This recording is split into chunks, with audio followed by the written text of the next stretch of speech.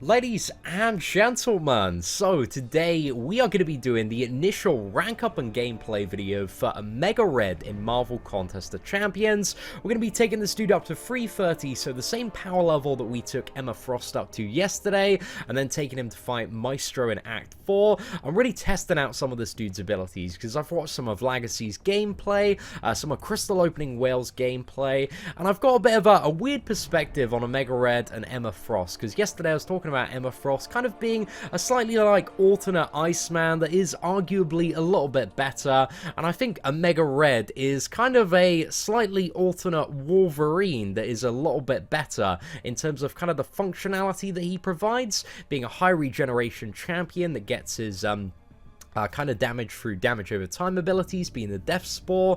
So if we compare that to Wolverine, you know, the two things that Wolverine has that makes him super desirable is that fat regeneration and also a very, very heavy bleed as well. But mainly for Wolverine, you know, is that insane regeneration potential. But Mega Red kind of looks like a higher damage output Wolverine with some insane healing. We've got full poison immunity and like 90% bleed immunity as well, and a few other interesting stuff that this character can do. So I kind of get the theme of the month is like, let's take Wolverine and Iceman and make them a little bit better. But you know, those characters are very, very good. And these ones seem really, really insane as well. But a Mega Red, we do not have the Awakened ability. And because we are going to be doing a really big crystal opening in 6 days time for potentially 5-star Emma Frost and a Mega Red, I don't want to use an Awakening gem on either character yet, because I know if I use my last generic, we're going to awaken them. So yeah, we are missing a little bit of damage from his Awakened ability, because that is how the Death Spore damage triggers if you are not under, what is it, his death field. So yeah, we are going to be lacking a little bit of damage today, just something to keep in mind. But anyway, let's go ahead and upgrade the character first, and then we are going to have a bit of a look at his abilities, bit of an overview just to cover what this champion does. But so far, I've been very, very impressed with a lot of the Mega Red stuff that I've seen from other YouTubers. I believe all the YouTubers got this character via the Content Creator Program. I wouldn't know too much about that program myself, but I've heard it's quite cool, quite a good thing to be part of, apparently.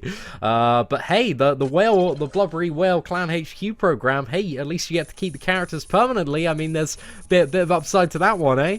But there we go. That's Mega Red taken up to 330 there. So let's go back into some of the attributes and talk about some of the stuff that this character does. As a passive, again, he's fully immune to poison, but also has a 90% reduction on bleeds. But also, when you are under the effect of a bleed, you trigger Death Field, which allows you to generate a higher cap of spores, which means you can regenerate a little bit more as well.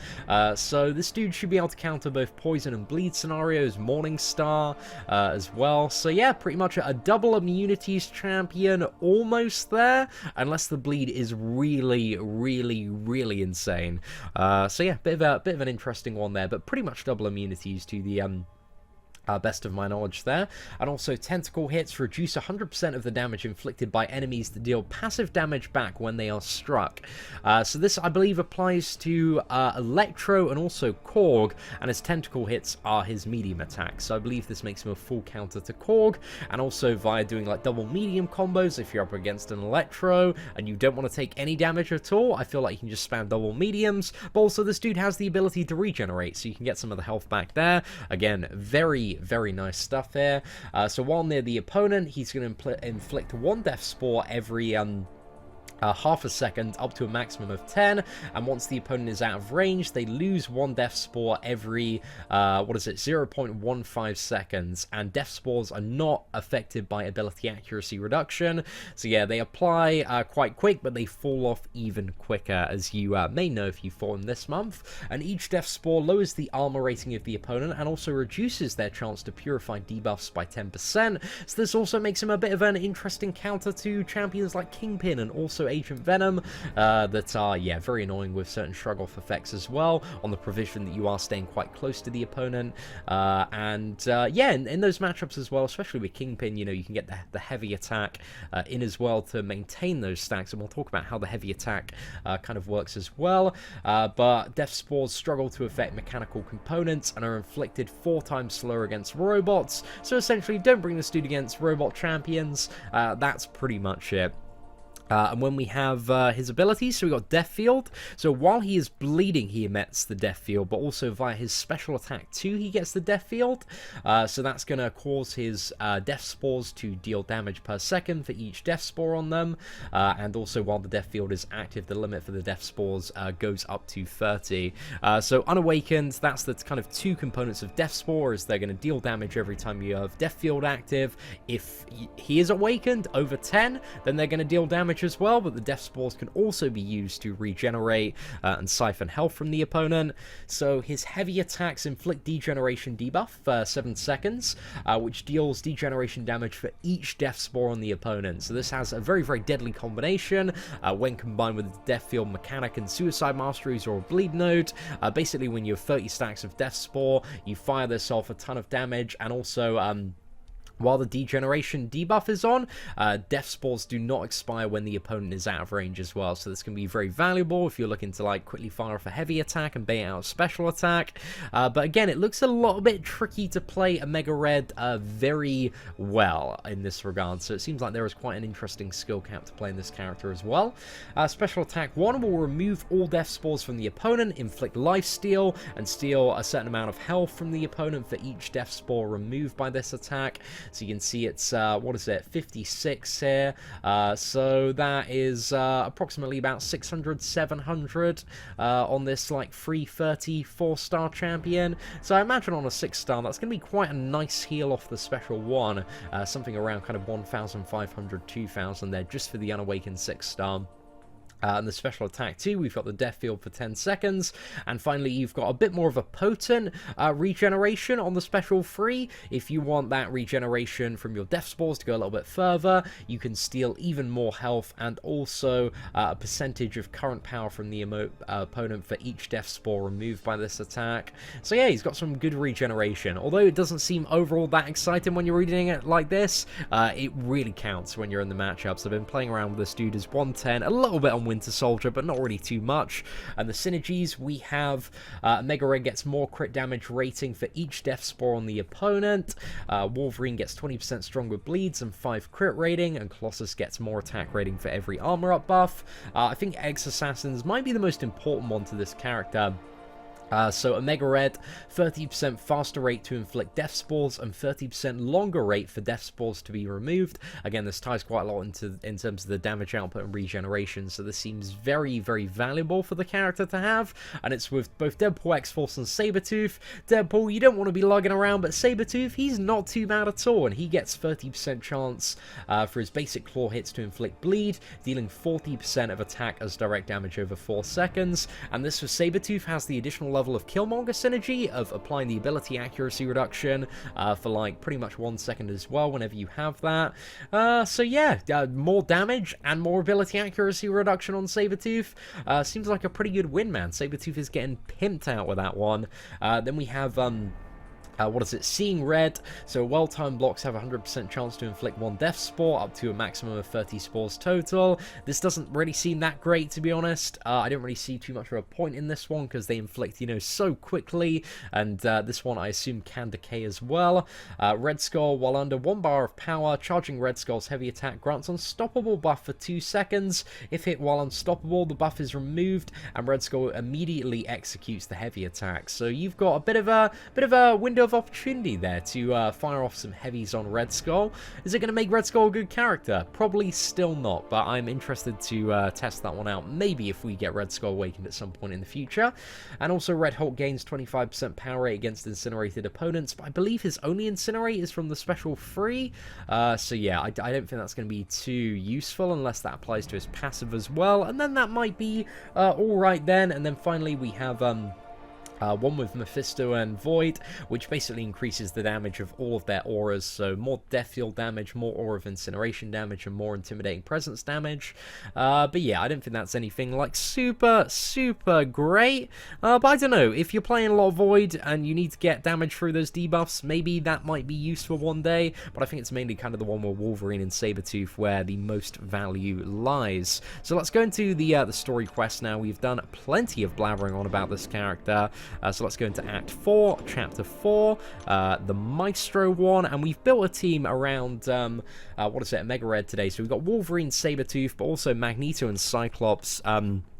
I think go really, really well into this character, because not only do you gain more attack, but also the mutant special damage as well. So I think this is a pretty cool team to build around him. I think it might be the best team, but I'm not too sure. Again, this is my first time like properly taking out a Mega Red for a spin. So if you are a die-hard Mega Red player, let me know any mistakes that I might be making in this video, because I'm always very keen to learn where I'm going wrong so I can correct any of the stuff. But yeah, we're going to try out the rotation. Again, I haven't seen too much of a Mega Red in kind of the average fight, especially unawakened, so I'm interested to see how potent this character potentially is going to be. But it looks like we just kind of get to the special 2 and then try and, you know, play as aggressively as we possibly can, to the best of my knowledge. But I think we want to bait out a special attack probably before we throw the special 2, just so we have good time to ramp up these death spores a little bit. Right, so 5 combo, special 2 now. Oh, that special 2 feels good to fire off, man. Right, and I think on some parries, we want to get into the habit, especially when we have Death Field up, of doing 1 medium and then 1 heavy. But that's something I'm going to have to certainly train myself to do. And also, just as a reminder, this character, again, does have even more damage output when he is awakened. But let's just siphon those... oh, we didn't quite have the opportunity, just because we had already killed him, to, what is it, heal off that.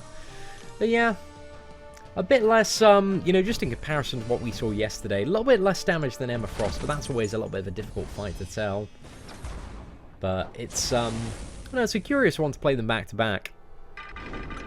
But I think Omega Red, again, the huge strength of this character is in his regeneration potential, which I think we should potentially look at exploring a little bit here. So if we've just got 10 stacks of the Spore, but it is kind of a decision. So if we just fire off the lifesteal there, topped back up to 100. Oh, okay, this is actually totally the plan that I was going for to, what was it, try and, yeah. Try and test out some of the regeneration here. So just firing off a special 1, it's pretty much 10% of his health there. It's pretty decent. Let's go for another 5 combo. Special 1 again. Let's siphon a little bit more back. Avoid that. And there we go. Symbiote is down in the bin. But yes, I am not super great at getting the max out of a Mega Red yet. But he is definitely one of those characters that is a little bit more tricky to play. I don't think he's overly super complicated. It's just kind of a case of getting used to him and his Death Spore mechanic there. So I want to try and get a really, really big heal off this Captain America. I'm not really too sure if we're going to have the time to open a Mega Red up.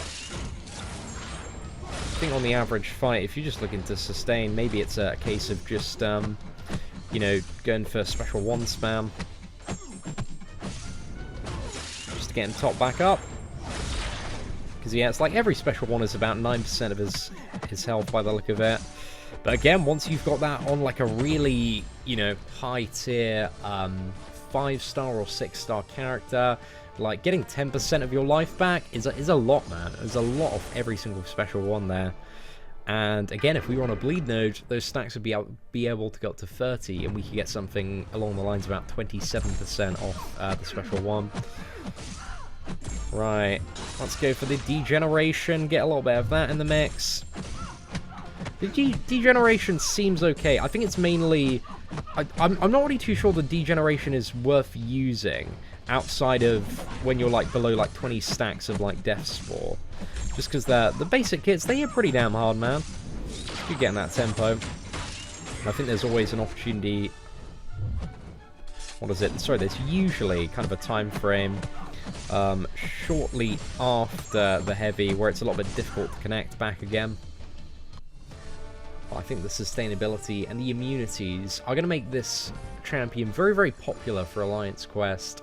No, we might see a little bit of Alliance War potential with a Mega Red. He does seem like a bit of a brawler and having that regeneration. You know, there are kind of two ways to play him. It's either like go for the regeneration by the Special 1 or Special 3, or go Special 2 spam and just all out for that damage. And yeah, it kind of depends what the goal of the fight is, really. Having that versatility, I think, is going to make him very popular when it comes to Alliance Quest Poison Paths. I feel like I definitely want to take up... It's either going to be one of a Mega Red or Emma Frost. I feel like they're both great Alliance Quest champions, especially when it comes to, like, Map 6 at the moment. So yeah, I would absolutely love this dude for some of the degeneration paths. Because it is pretty much every Special 1 is stealing about 9% health. I feel like in comparison to a character like Rogue, he definitely has more damage output potential, and essentially the double immunities are going to make him significantly more desirable. Right, let's move on to... Oh, we're being ambushed. Oh, this Golden Symbiote is a pain in the ass, if I remember correctly. I've got his abilities, right? He's immune to negative status effects and has a chance to automatically dodge. While this fight is going to suck, it is not going to be a super fun time.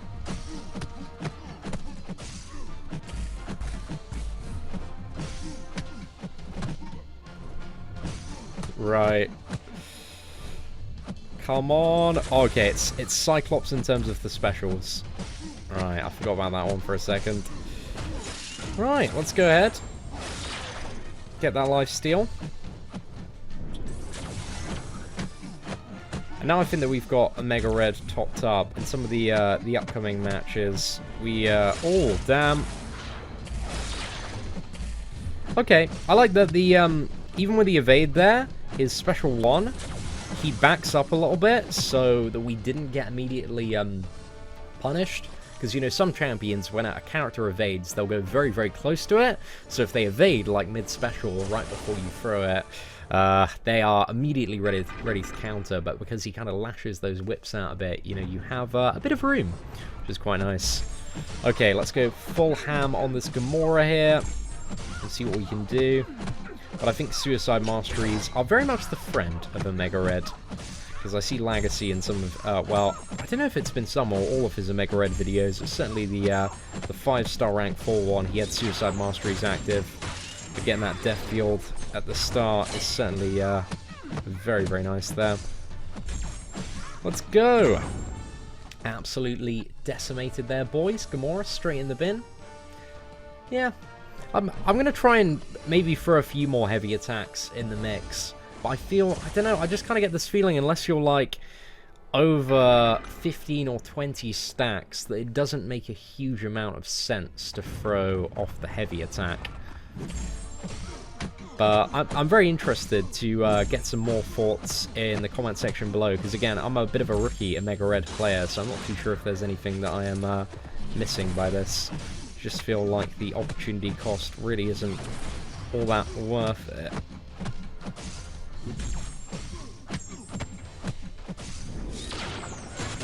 But now that we've got Death Field active, and we can hopefully push him to something like 20 stacks.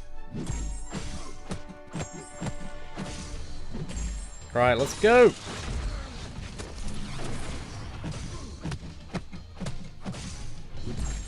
Right. There we go. Oh, did it? Does it not apply if you've already got one active? Oh. Well, I've learned a valuable lesson about the degeneration.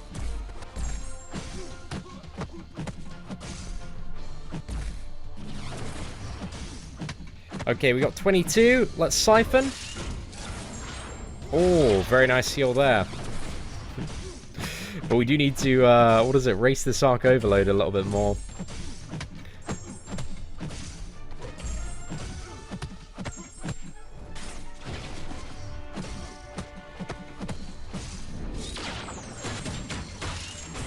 Ooh, not too bad for the class disadvantage there.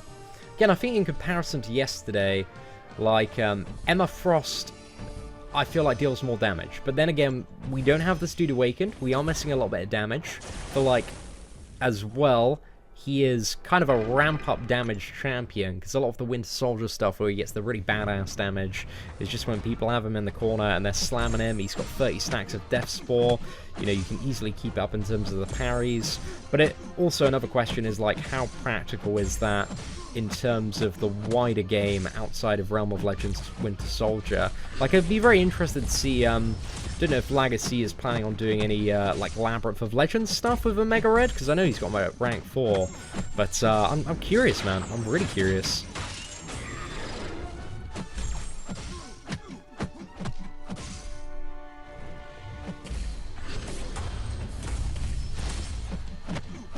Let's go!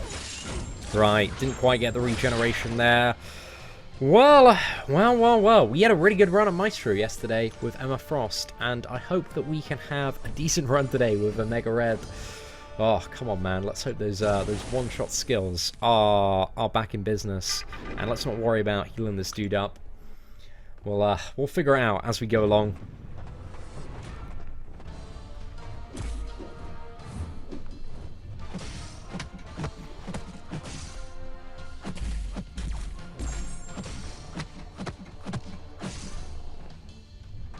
Oh yeah, we do have heal block for this fight. I should have healed up.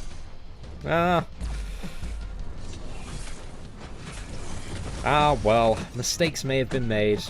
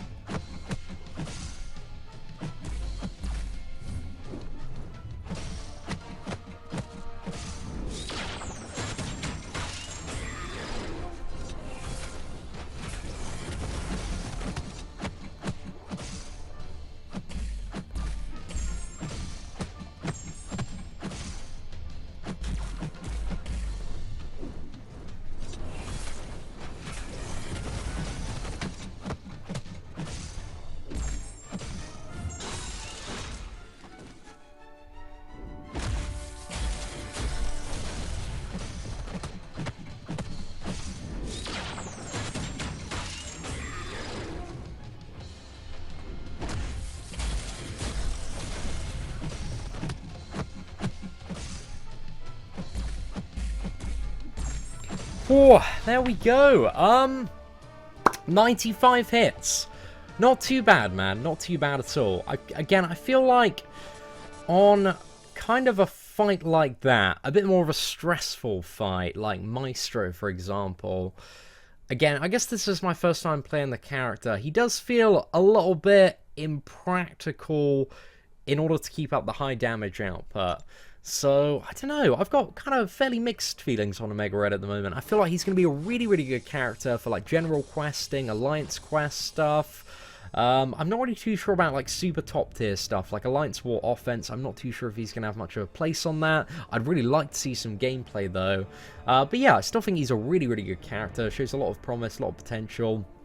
And I think just in terms of the functionality that he performs, in terms of being able to get like damage over time stuff that isn't a bleed, because Death Spore, you know, is its own unique thing in itself, and also regenerate quite a bit. I'm not too sure if his regeneration is kind of on par with the levels that you can get with Wolverine, but I would say it's much more reliable by the look of it.